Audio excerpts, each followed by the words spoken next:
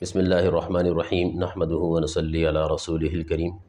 آج کا ہمارا موضوع ہے عید الفطر کے دن کی سنتیں اور آداب۔ اللہ سبحانہ و تعالیٰ نے عید الفطر کا دن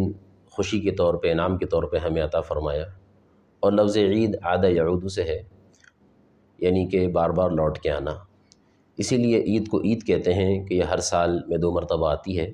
اور یہ اللہ سبحانہ و تعالیٰ کا تحفہ ہے، اور اس دن کی بہت سی سنتیں ہیں۔ جناب نبی کریم صلی اللہ علیہ وسلم اس دن بہت اہتمام کے ساتھ صفائی کا، غسل کا اہتمام فرمایا کرتے تھے۔ عید کے مسنون اعمال میں سے یہ ہے کہ صبح جلدی اٹھا جائے اور فجر کی نماز کے بعد غسل کیا جائے۔ فقہا فرماتے ہیں کہ صبح صادق کے بعد اگر غسل کیا تو وہ عید کا غسل شمار ہوگا، تو غسل کیا جائے۔ اور دوسری سنت یہ ہے کہ مسواک کی جائے، اور یہ بھی عید کے آداب اور سنتوں میں سے ہے کہ ناخن کاٹے جائیں اور ناپاکی کے بال بھی دور کر لیے جائیں، اور خوشبو لگائی جائے، اور اس کے ساتھ ساتھ جو ہے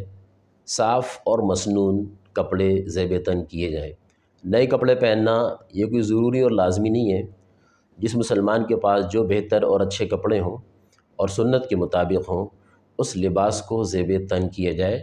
کیونکہ یہ مسلمانوں کی عظمت رفتہ کو دکھانے کا دن ہے۔ مسلمانان عالم عیدگاہ کے اندر جمع ہوتے ہیں، اور نبی کریم صلی اللہ علیہ وسلم کی یہ بھی سنت ہے۔ ترمذی شریف میں حضرت ابو ہریرہ رضی اللہ تعالیٰ عنہ سے روایت ہے کہ نبی کریم صلی اللہ علیہ وسلم عیدگاہ کی طرف تشریف نہیں لے جاتے تھے جب تک عید الفطر کے اندر کچھ تناول نہ فرما لیتے۔ فتاوی محمودیہ کے اندر ہے کہ تا عدد کے اندر کھجوروں کا کھانا یہ مسنون ہے۔ جناب نبی کریم صلی اللہ علیہ وسلم جب عیدگاہ تشریف لے جاتے تو ایک راستے سے جاتے اور دوسرے راستے سے واپس تشریف لاتے، اور عید الفطر کے اندر آہستہ آواز کے اندر ذکر کرتے ہوئے، تکبیر پڑھتے ہوئے عیدگاہ کی طرف جانا، اور عید الاضحیٰ کے اندر بآواز بلند تکبیر پڑھتے ہوئے عیدگاہ کی طرف جانا، اور عیدگاہ میں پہنچ کے اس ذکر کو بند کر دینا، اور آگے سے آگے صفوں کے اندر بیٹھنا۔ اور جناب نبی کریم صلی اللہ علیہ وسلم سے یہ بات ہم کو ملتی ہے کہ عیدین کی نماز عیدگاہ کے اندر کی جائے، اور عیدگاہ کے اندر عیدین کی نماز کرنے کا ثواب زیادہ ہے۔ اب ہم سوچ سکتے ہیں کہ جناب نبی کریم صلی اللہ علیہ وسلم مسجد نبوی صلی اللہ علیہ وسلم کو چھوڑ کے جب باہر عید کی نماز ادا فرما رہے ہیں میدان میں، عیدگاہ کے اندر، حالانکہ مسجد نبوی صلی اللہ علیہ وسلم میں ایک نماز کا ثواب حدیث کی روح سے 50,000 نمازوں کے برابر ہے، تو پھر اس موقع پہ نبی کریم صلی اللہ علیہ وسلم نے مسجد نبوی کو کیوں چھوڑا؟ یہ ایک سوال پیدا ہوتا ہے، کیونکہ آپ علیہ الصلاۃ والسلام تو نیکیوں کے حریص تھے، شوق رکھا کرتے تھے۔ ایسا ہو نہیں سکتا کہ نبی کریم صلی اللہ علیہ وسلم جو ہے ثواب کے اندر نیچے والے درجے کو پسند فرمائے، تو لازماً اور واقعتاً عیدین کی نماز کا ثواب مسجد نبوی میں نماز پڑھنے سے بھی زیادہ تھا، اور یہ ضروری تھا۔ اسی لیے نبی کریم صلی اللہ علیہ وسلم نے عیدین کی نماز جو ہے عیدگاہ کے اندر ادا فرمائی، اور عید کی نماز کے لیے مسلمان جتنا جلد ہو سکے سورج نکلنے کے بعد عیدگاہ کا رخ کریں، اور اس موقع کے اوپر جو ہے خوشبو لگا کے عیدگاہ کی طرف جائیں۔ عید الفطر کے اندر نماز سے پہلے کچھ کھا پی کے جانا، اور عید الاضحیٰ کے اندر واپس آ کے اپنی قربانی کے گوشت میں سے تناول فرمانا، یہ جناب نبی کریم صلی اللہ علیہ وسلم کی سنت ہے۔ بعض چیزیں ہمارے معاشرے کے اندر لازم ہو چکی ہیں، ان کا تعلق ہمارے رسم و رواج سے ہے، شریعت سے نہیں ہے۔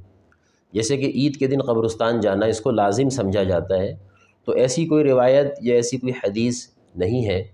کہ جناب نبی کریم صلی اللہ علیہ وسلم نے عید ہی کے دن اس کا خصوصی اہتمام فرمایا ہو۔ ہاں ٹھیک ہے، ہمارے مرحومین ہیں، ہمارے رشتہ دار ہیں، ہمارے عزیز ہیں، ان سے ملنے جانے کی ضرورت ہے، ایصال ثواب کے لیے قبرستان جانا چاہیے۔ فَإِنَّهُ يَحْذَرُ الْآخِرَةَ، کیونکہ حدیث پاک کا ایک جز ہے، اس میں آیا کہ قبرستان جانے سے آخرت کی یاد تازہ ہوتی ہے، لیکن اس کو لازم سمجھنا اور عید کی نماز کے بعد جو ہے براہ راست قبرستانوں کا رخ کرنا، کم سے کم یہ مسنون نہیں ہے۔ کسی بھی موقع پہ چلے جائیں، پہلے دن چلے جائیں، دوسرے دن چلے جائیں، تیسرے دن چلے جائیں، لیکن اس کو لازم سمجھ کے پہلے ہی دن اور عید الفطر کی نماز کے فوری بعد وہاں پہ جانا، اس کو مسنون نہیں سمجھنا چاہیے۔ اور عیدگاہ کے اندر جو ہیں مسلمانوں کو چاہیے کہ قریب ہو کے بیٹھیں، صفوں کا اہتمام کریں، کیونکہ عام طور پہ مسجدوں کے اندر تو صفیں ہوتی ہیں، نشانات لگے ہوئے ہوتے ہیں، اور عیدگاہ کے اندر کبھی صفیں بنی ہوئی ہوتی ہیں، کبھی نہیں ہوتی. تو وہاں پہ تمام نمازیوں کی اپنی ذمہ داری ہے کہ وہ اپنی جائے نمازیں، اپنی چادریں، اپنے قالین جو وہ لے کے جائیں ان کو ایک ترتیب سے لگائیں، اور جو ہیں صفوں کی درستگی کا خیال رکھیں، کیونکہ مسلمانوں کی صفوں کی جب درستگی ہوگی تو ان کے دل آپس میں جڑے رہیں گے. اور حدیث پاک میں آیا اس کا مفہوم کہ اگر صفوں کے اندر اختلاف ہوگا تو دلوں کے اندر بھی اختلاف واقع ہو جائے گا. اللہ سبحانہ و تعالی عید کو رسول پاک علیہ الصلاۃ والسلام کی مسنون طریقے سے منانے کی ہم کو توفیق عطا فرمائے. وآخر دعوانا ان الحمد للہ رب العالمین.